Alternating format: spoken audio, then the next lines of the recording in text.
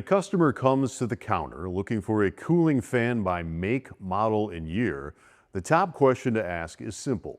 What engine is in the vehicle?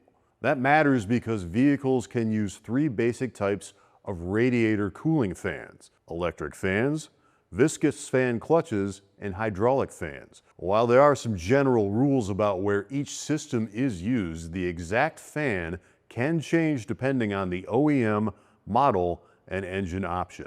Electric cooling fans are the most common design on modern passenger cars and light trucks.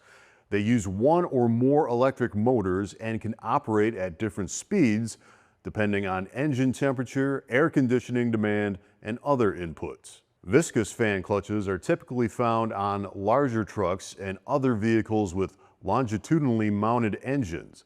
The fan is mechanically driven by the engine, but the clutch controls how much of that drive is transferred to the fan.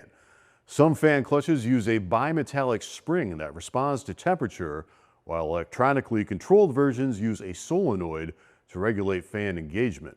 For these applications, engine identification is critical. Two trucks that look identical may use different fan clutches depending on the engine and cooling package. The third type is the hydraulic cooling fan. These systems use hydraulic pressure to drive or control fan operation.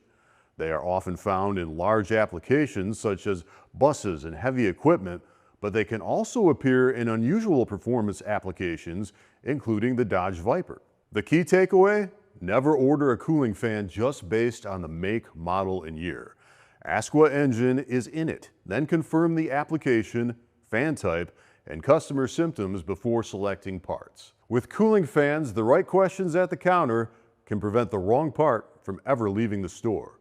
Thanks for watching, and we'll see you next time.